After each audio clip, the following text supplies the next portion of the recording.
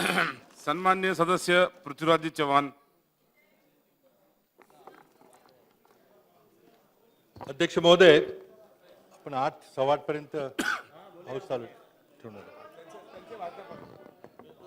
अध्यक्ष महोदय, आपण एका अत्यंत महत्त्वाच्या आणि संवेदनशील विषयावर चर्चा करतोय. म्हणून आता 8 वाजले तरी सभागृहाची उपस्थिती आपण पाहिली तर संबंध राज्यामध्ये टेलिव्हिजनवर महाराष्ट्रातली जनता या चर्चेकडे लक्ष देऊन ऐकत आहे. म्हणून आज ही चर्चा या गटी घेतल्याबद्दल मुख्यमंत्री उपमुख्यमंत्री यांना धन्यवाद देतो.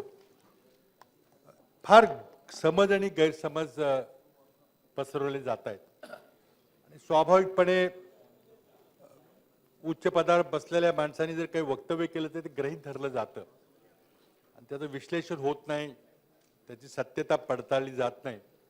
मला वाटतं या चर्चेतून आपल्या सर्वांनाच विविध समाजांना आरक्षण द्यायचे, त्यांचा आर्थिक दर्जा सुधारायचा आहे, सामाजिक दर्जा सुधारायचा आहे, याबद्दल कोणाचं दुमत नाही. मार्ग वेगळे वेगळे असू शकतात, उपाय आपण करू शकतो, त्याबद्दल चर्चा झाली पाहिजे. चांगली गोष्ट आहे, चर्चा होते.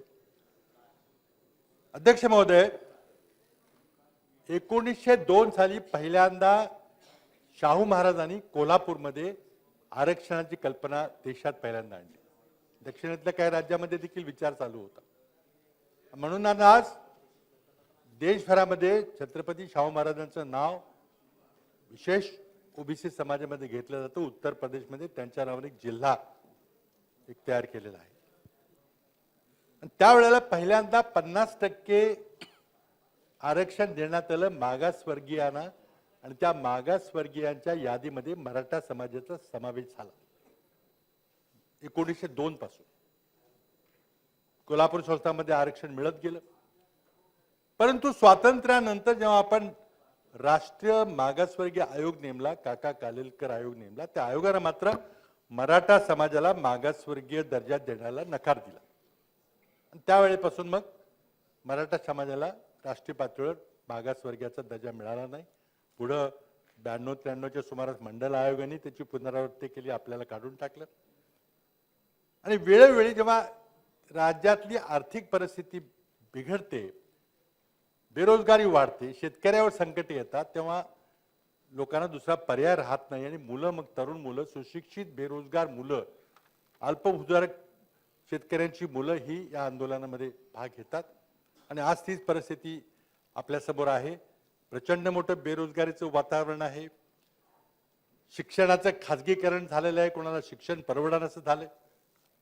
आणि त्यात आता आपल्या शासनानं सरकारी नोकऱ्यांचं खाजगीकरण करण्याचाही काही प्रयत्न केला होता, पण तो थांबला. त्यामुळे नैराश्याचं वातावरण समाजापुढे आहे. त्या वातावरणामध्ये महाराष्ट्राच्या निर्मितीला 1960 पासून किती वर्ष झाली, 50 वर्षानंतर भुजबळ साहेब आपल्या आघाडी सरकारनं पहिल्यांदा मराठा समाजाला आरक्षण देण्याचा निर्णय घेतला. बाळासाहेब थोरात आमचे सहकारी इथं होते.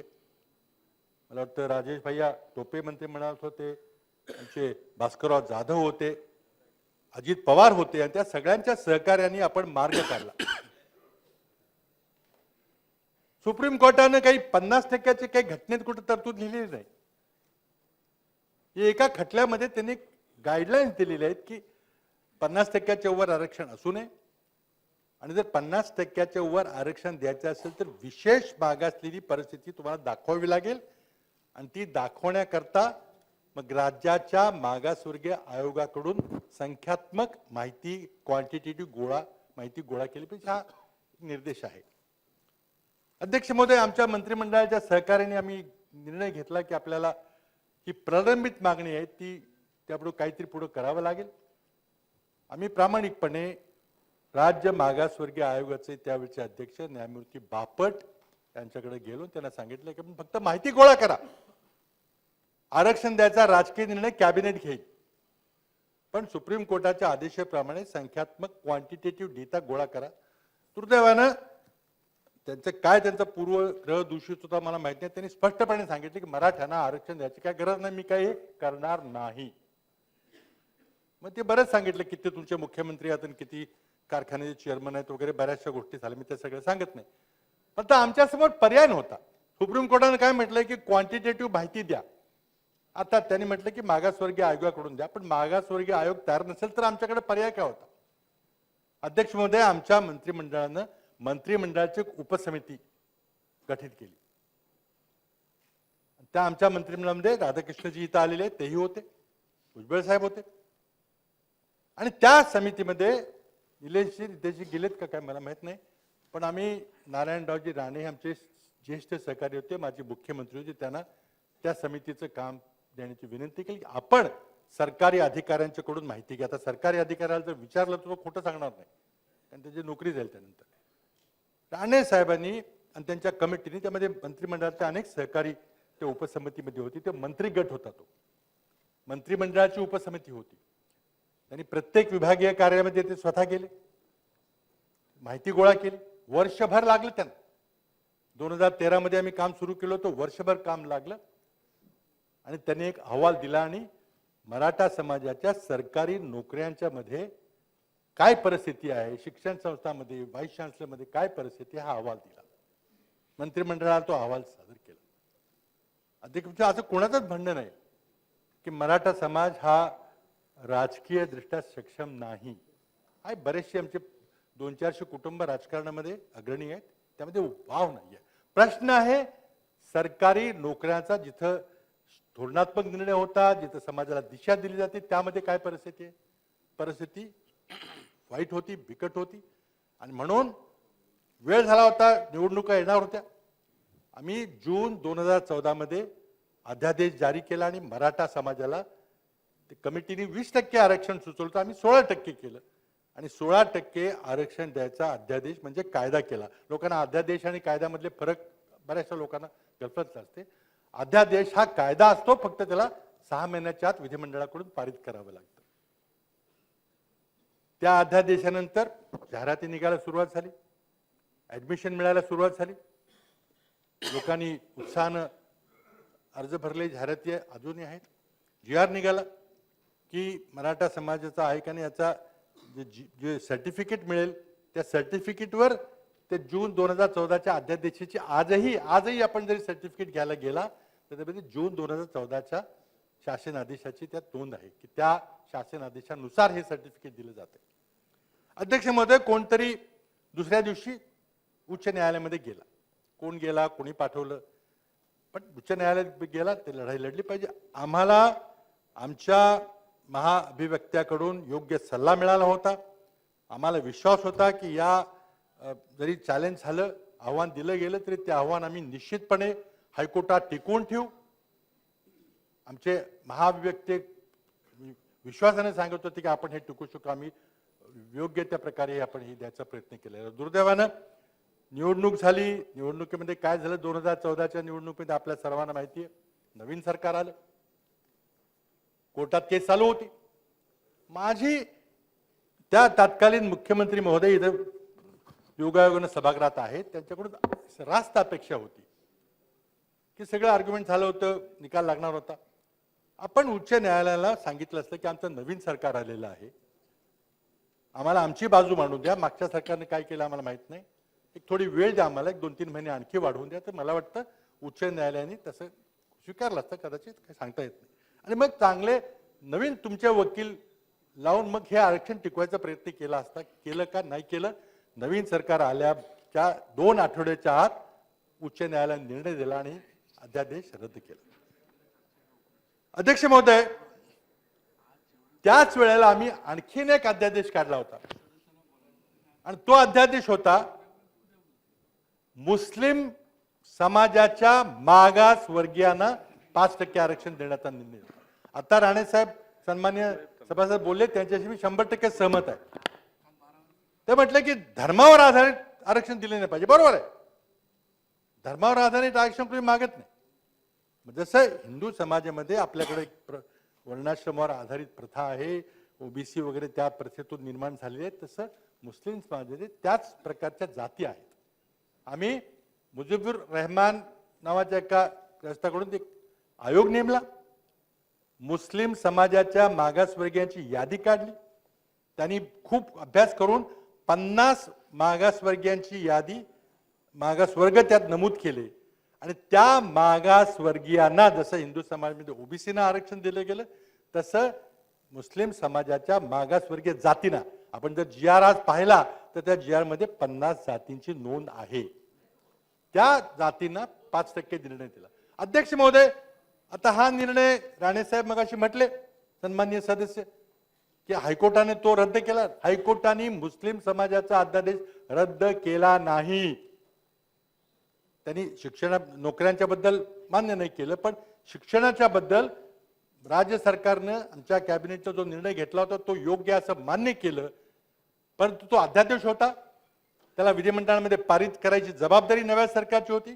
पण नव्या सरकारनं भूमिका घेतली की धर्मावर आधारित आरक्षण आम्ही देणार नाही. ते धर्मावर आधारित आरक्षण नव्हतं. म्हणून माझी मुख्यमंत्री महोदयांना विनंती आहे की आपण या प्रश्नावर देशातले, राज्यातले नव्हे तर देशातले मुस्लिम बांधव या आपल्या निर्णयाकडे लक्ष देऊन आहेत. गरीब हा गरीब असतो, धर्मानंतर आहे. त्या समाजाच्या मागास वर्गीय जातींना ज्याची यादी आम्ही केलेली आहे त्याबद्दल आपण काहीतरी ठराविक निर्णय घ्या. अध्यक्ष महोदय, मी पुन्हा मराठा समाजाकडे येतो. आमचा अध्यादेश रद्द केला गेला, परंतु नवीन सरकारनं तोच अध्यादेश पुन्हा जानेवारी महिन्यामध्ये विधिमंडळाकडे परतून घ्या. तोच कॉमा फुलस्टॉप काही बदल नाही. जर आमचा अध्यादेश उच्च न्यायालयाने रद्द केला असेल तर मग कायदा केला तर रद्दच होणार. तरी पण तो आपण कायदा एकमताने मंजूर केला जानेवारी 2015 मध्ये आणि त्याला आव्हान दिलं गेलं, लगेच तो पुन्हा हायकोर्टाने फेटाळला. म्हणजे ते 14-15चं हे सगळा एपिसोड संपला. आता अध्यक्ष महोदय, आपण जरा पुढे येऊया, कारण फार गैरसमज आहे आज ज्या कायद्याबद्दल आपण बोलतोय जो 2018 मध्ये कायदा झाला. अध्यक्ष महोदय, महाराष्ट्रामध्ये एका राज्यानं आपल्या राज्यामधल्या काही मागासवर्गीयांना आरक्षण देण्याचा निर्णय घेतला.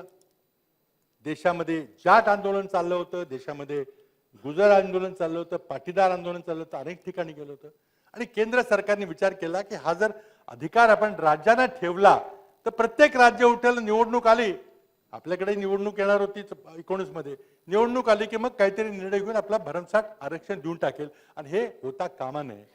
म्हणून प्रधानमंत्री नरेंद्र मोदीजींनी घटना दुरुस्ती केली. 102वी घटना दुरुस्ती संसदेने पारित केली. काय होतं त्या 102व्या घटना दुरुस्तीमध्ये? राज्यांना मागासवर्गीय, एखाद्या समाजाला मागासवर्गीय ठरवण्याचा आणि त्याला विशेष आरक्षण वगैरे देण्याचा अधिकार काढून घेतला. 102वी घटना दुरुस्ती ती झाली जुलै-ऑगस्ट मध्ये. त्यामुळे अध्यक्ष महोदय, मी नम्रपणे आपल्याला सांगू इच्छितो, सभागृहाला सांगू इच्छितो की जुलै-ऑगस्ट 2018 नंतर महाराष्ट्राच्या विधिमंडळाला, महाराष्ट्राच्या मंत्रिमंडळाला, महाराष्ट्राच्या मुख्यमंत्र्यांना महाराष्ट्रामध्ये मराठा समाजाला किंवा कुठल्याही समाजाला आरक्षण देण्याचा कुठलाही अधिकार नव्हता. कुठलाही अधिकार नव्हता. आता त्यात मी हायकोर्टाचं मी बोलत नाही, ती न्यायिक प्रवृत्ती आहे, पण सर्वोच्च न्यायालयानं काय काय सांगितलं? सर्वोच्च न्यायालयाने जेव्हा हा खटला तिकडे गेला त्यावेळेला पहिल्यांदा गायकवाड समितीचा अहवाल फेटाळला. इंदिरा साहनी केसच्या पुनर्विचाराची मागणी चुकीची ठरवली आणि 50% सीमाहून अधिक होणे असेही सुप्रीम कोर्टाने म्हटलेलं आहे. मराठा समाजाचा ईबीसी मध्ये समावेश चुकीचा म्हटलेला आहे आणि संविधानाची 102वी घटना दुरुस्ती वैध ठरवली सुप्रीम कोर्टाने. आता ती जर वैध असली तर मला कोणी सांगावं, आज उपमुख्यमंत्री तर बसलेले आहेत, तत्कालीन ते मुख्यमंत्री होते, ते कायदे पंडित आहेत, आम्हाला सांगावं की त्या दिवशी जेव्हा आपण 2018चं मराठा विधेयक आणलं त्या दिवशी आपल्या सभागृहाला लेजिस्लेटिव्ह कॉम्पिटन्स होतं का, वैधानिक समर्थता होती का? त्याचं नम्रपणे उत्तर द्यावं लागेल की ते नव्हती. कारण म्हणूनच तर 102वी घटना दुरुस्ती नरेंद्र मोदींनी केली. राज्यांना आपलं आरक्षण ठरवायचे अधिकार नसले पाहिजेत. नाही उत्तर द्या ना. मी विनंती करणार आहे. मी उत्तर द्या. मी मुख्यमंत्र्यांना विनंती करणार आहे. नाही, मी मुख्यमंत्र्यांना विनंती करणार आहे की आपण इंटरव्ह्यू करावं. प्लीज इंटरव्ह्यू करा आणि सत्यता सगळ्यांना सांगा. आपण यामध्ये हस्तक्षेप करून उद्या चला या सर्व गोष्टींच्यावर आपण चला आपण बोला. अध्यक्ष महोदय मला एवढाच मुद्दा आपण बोला की मला अध्यक्ष महोदय मी हे बघा, आपण मगाशी वेळ जी वाढवलेली आहे ती कामकाज संपेपर्यंत वाढवलेली आहे. आता आपल्याला ठरवायचं आहे. आपण बोला. ठीक, माझं होऊ द्या. त्यामुळे आपण प्रयत्न केला नाही असं मला म्हणायचं नाही. कदाचित आपला सल्ला योग्य असेल नसेल अहमदचा चुकीचा सल्ला असेल, पण आज सुप्रीम कोर्टानं आपला कायदा अवैध ठरवलेला आहे ही वस्तुस्थिती आहे. आता क्युरेटिव्ह पिटिशन मध्ये काही होणार नाही अशी माझी स्वतःची माहिती. आपण जर चांगले वकील नेमून जर कायदा निर्णय बदलला तर अभिनंदन आपलं करू आपण. पण पुढं काय समजून चालू की आपण हे होणार नाही. तर आता तुमच्याकडे अगदी अस्पष्ट रूपाने पुन्हा अधिकार आहे. आता काय अँबिग्युटी राहिलेली नाही कारण 105वी पुन्हा आपण करू शकतो. करणार का आपण? मुख्यमंत्री महोदय आपल्याला सांगतील पुढे काय करायचं ते. तर दोन गोष्टी आहे. आता मी हे कायदेशीर बाबी संपून टाकतो. आंदोलन झालं, मोठं आंदोलन झालं. आपली एक नगरला घटना घडली आणि त्यानंतर मराठा समाजाचे असंख्य मोर्चे निघाले अत्यंत शांततापूर्ण प्रकारे. आणि समाजामध्ये जो राग होता, जो उद्विग्नता होती, एक कायदा झाला तो रद्द झाला, टिकला नाही. आणि त्यानंतर मग मला वाटतं मागच्या देवेंद्र फडणवीसजींच्या सरकारने तो 2018चा कायदा करायचा प्रयत्न, पुन्हा समाजाची निराशा झाली. आता 50% मर्यादा ओलांडायची की नाही ओलांडायची, कुणबी सर्टिफिकेट द्यायचं की नाही, सगळे प्रश्न आपल्यासमोर प्रश्न झालेले आहेत. आता अध्यक्ष महोदय माझी प्रामाणिक आमच्या सहकाऱ्यांशी मी बोललेलो आहे. या राज्यामध्ये एकच मुख्यमंत्री असतात आणि आज या राज्याचे मुख्यमंत्री सन्माननीय एकनाथरावजी शिंदे आहेत. त्यांनी सर्व राज्याला एक सॉलेम ॲश्युरन्स दिलेलं आहे, आश्वासन दिलं आहे, शपथ घेऊन दिलेलं आहे की मी एक ठराविक वेळेमध्ये या प्रश्नात उद्देश शोधतो. अध्यक्ष महोदय मी माझ्या पक्षाच्या वतीने माझ्या सहकाराच्या वतीने बोलतो की आपण मुख्यमंत्र्यांना पूर्ण वेळ दिला पाहिजे. अशोकरावजींनी देखील सांगितलं आपण जे प्रयत्न करतायत त्यांच्यावर आम्ही सामील आहोत. आपण मीटिंग घेतली होती. आपण आणखी वेळ पाहिजे असेल देत असतील तर ते आपला प्रश्न येतो. पण आमचा विश्वास आहे की आपण प्रामाणिकपणे प्रयत्न करत आहात. आपलं मंत्रिमंडळ प्रामाणिकपणे प्रयत्न करत आहे आणि त्यातून काहीतरी मार्ग निघो अशी आमची सदिच्छा आहे. पण अध्यक्ष महोदय आपल्या मंत्रिमंडळाचे काही सहकारी बाहेर जाऊन जी घोषणा करतायत हे योग्य आहे का मला सांगा. घटनेच्या 164व्या कलमाप्रमाणे राज्याचं मंत्रिमंडळ सामुदायिकपणे विधिमंडळाला म्हणजे राज्याच्या जनतेला जबाबदार असतं. जो काही निर्णय घ्यायचा आपण मंत्रिमंडळामध्ये घ्या ना. जे काही आपले मतभेद असतील, तुम्हाला शिंदे आयोग रद्द करायचा आहे, कुणबी सर्टिफिकेट बंद करायचं, काय करायचं ते करा ना. तुम्ही समाजामध्ये बाहेर जाऊन आवेशपूर्ण भाषण करून समाजामध्ये जे तेढ निर्माण करणं हे शेवटी कुणी जरी भाषण केलं तरी शेवटी आपल्या आपल्या मंत्रिमंडळाचे सहकारी ते करतात. हे आपल्याला थांबवावं लागेल. आपण आज त्यांना विशेष दोघं जण बसलेला आहात, बोलवा, त्यांना सांगा आपली काय भावना आहे आणि त्यांनी जी मागणी केली असेल ती मान्य करा आपल्याला वाटत असेल तर. पण बाहेर जाऊन समाजामध्ये भांडणं लावायची हा काही आपला पॉलिटिकल गेम प्लॅन आहे काय आम्हाला समजत नाही.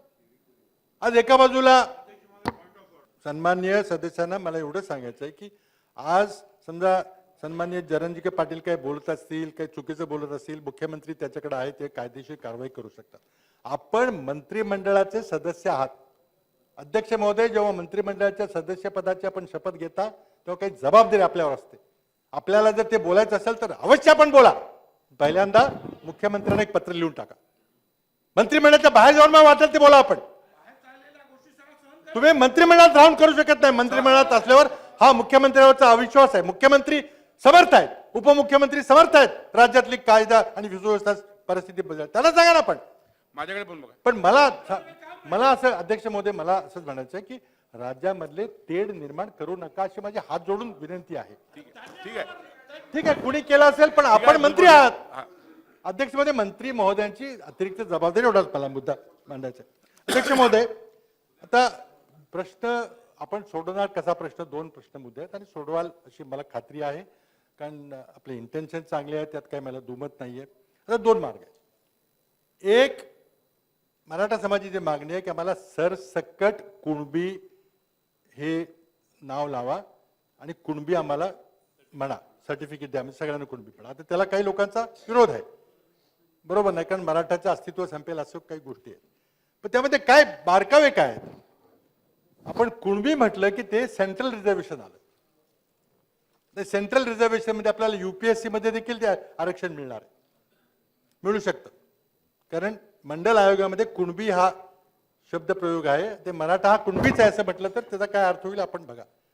आम्ही आणि आपण जे आरक्षण दिले होते ते राज्यातलं आरक्षण होतं, ते एमपीएससी करता होतं, ते युपीएससीचं नव्हतं. आता समाजाला काय पाहिजे हे आपण चर्चा करा. कुणबी आरक्षण, जर कुणबी म्हटलं शब्द तर तो दिल्लीच्या लिस्टमध्ये, सेंट्रल लिस्टमध्ये तो शब्द येतो. मग दिल्लीचं आरक्षण मिळेल, युपीएससीचं आरक्षण मिळेल, ते कुणाला नको आहे, समाजाला पाहिजे ते. आणि राज्याचं दिलं तर मग एमपीएससी पुरतं ते आरक्षण मर्यादित राहील. आपण दिलं होतं, तुम्ही दिलं होतं, तर याबद्दल आपल्याला काहीतरी निर्णय घ्यावा लागेल. कारण समाजाची अपेक्षा आहे. जरांगे पाटील म्हणतात की सरसकट मराठ्यांना आरक्षण द्या, आणखी काही नेते म्हणतात सरसकट द्या. ते देता येईल का आपल्याला? काही म्हणतात की नका देऊ. आता हा प्रश्न आपल्याला सोडवावा लागेल.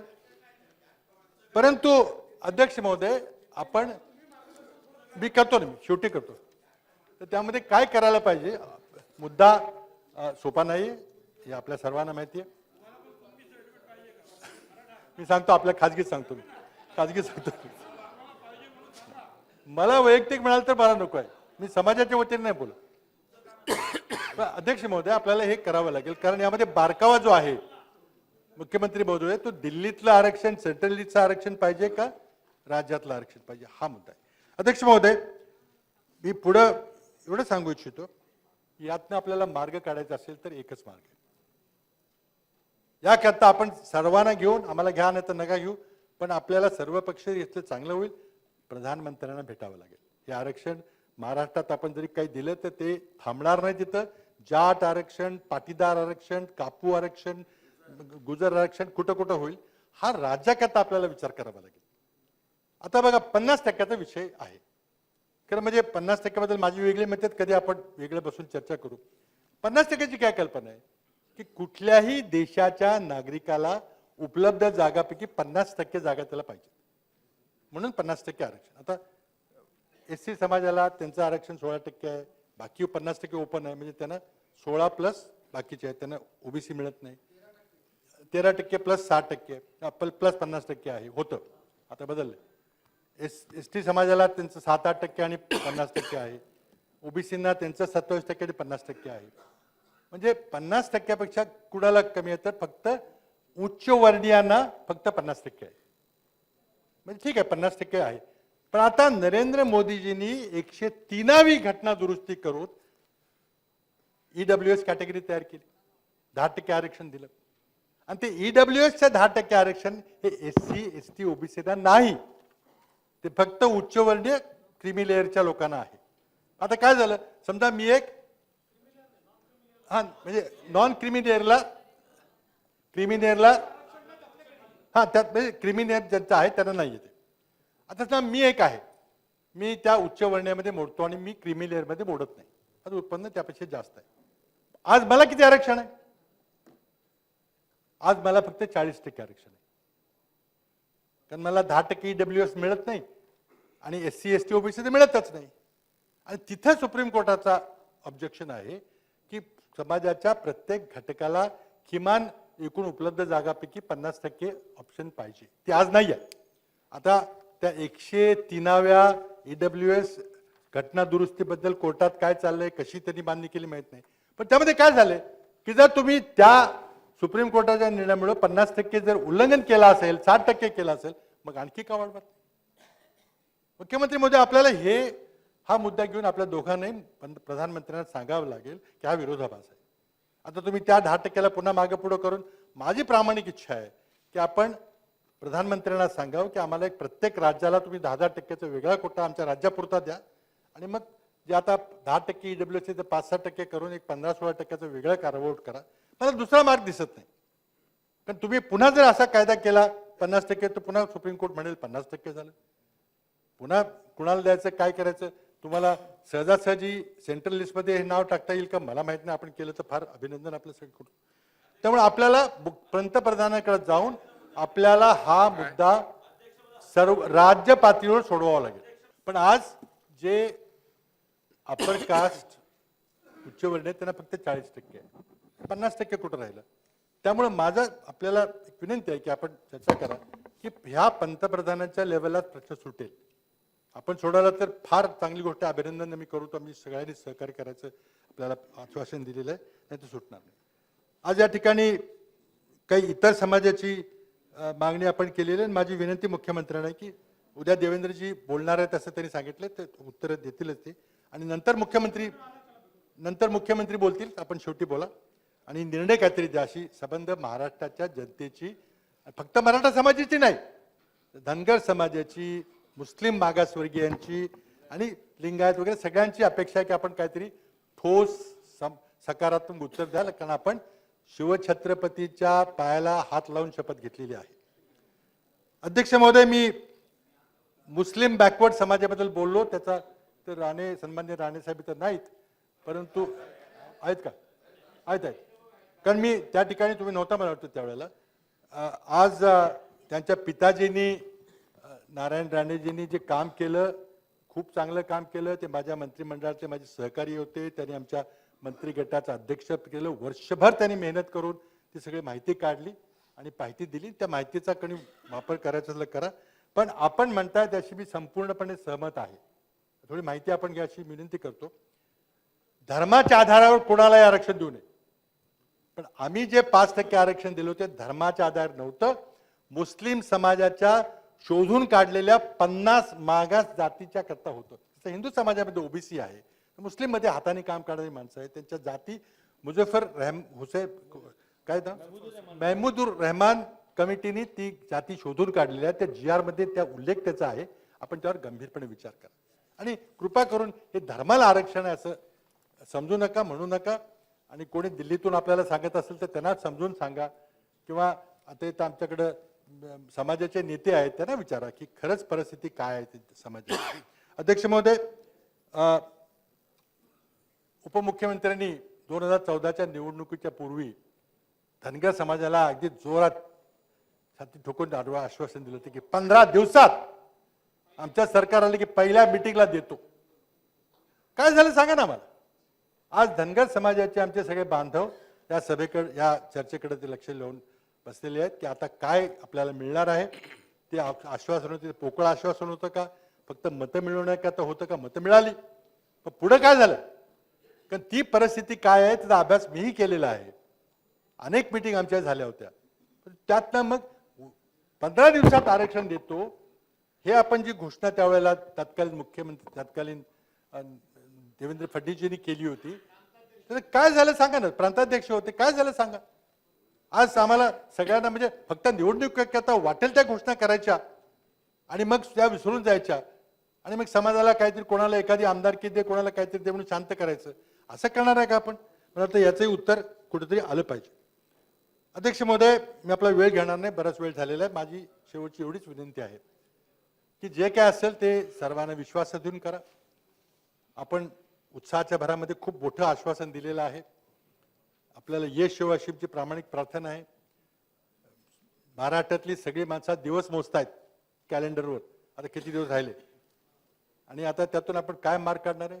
अध्यक्ष महोदय, आपल्या राज्यातल्या मागासवर्गीय आयोगाच्या अध्यक्षांनी 4 डिसेंबरला राजीनामा दिलेला आहे.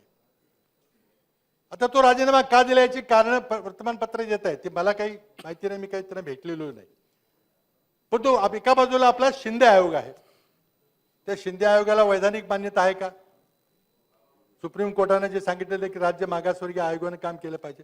आज 4 सदस्यांनी याच्या आधी राजीनामा दिलेला आहे आणि आता मागासवर्गीय आयोगाच्या अध्यक्षांनी राजीनामा दिलेला आहे.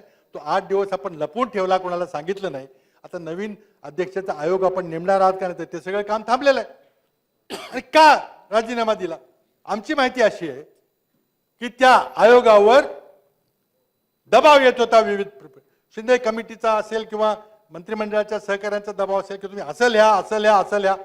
अध्यक्ष महोदय, असं जर ही वस्तुस्थिती असेल तर पुन्हा सुप्रीम कोर्टात हे टिकणार नाही. आता आपण आश्वासन दिलेलं आहे, वेळ दिलेला आहे, तर ही परिस्थिती देखील काय परिस्थिती आहे.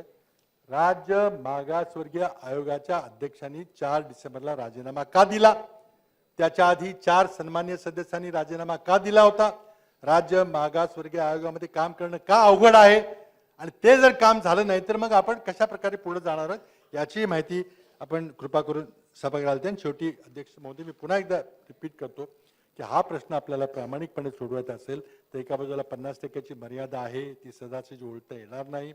कोर्टाचं आपण जर रुलिंग वाचलं तरी खूप कडक शब्दात सांगितलेलं आहे की मराठा समाजाला देता येणार नाही. दुसऱ्या बाजूला हे थांबणार नाही, अनेक राज्यात ही मागणी म्हणून पंतप्रधान करायला तयार नाहीत, आपल्याला सहकार्य करायला तयार नाहीत. तिथंच गेलं पाहिजे आणि त्यांना विनंती केली पाहिजे की आंदोलन देशात पेटलेलं आहे, फक्त मराठा समाजापुरतं मर्यादित नाही. पाटीदार समाज, जाट समाज, गुर्जर समाज वेगवेगळ्या ठिकाणी मुख्यमंत्र्यांनी त्यांना तिथं आरक्षण द्यायचा प्रयत्न केलाय. वसुंधरा राजेंनी राजस्थानमध्ये आरक्षण द्यायचा प्रयत्न केला होता. त्याकरता आपल्याला एक केंद्र पातळीवर सर्व पक्षांना विश्वासात घेऊन काहीतरी मार्ग काढला पाहिजे आणि तो मार्ग काढण्याकरता आपण त्यांना विनंती केली पाहिजे. वाटल्यास सर्वपक्षीय शिष्टमंडळ घेऊन जावा, पण त्यांच्याशिवाय प्रश्न सुटणार नाही. अध्यक्ष महोदय, वेळ दिल्याबद्दल धन्यवाद. मी थांबतो.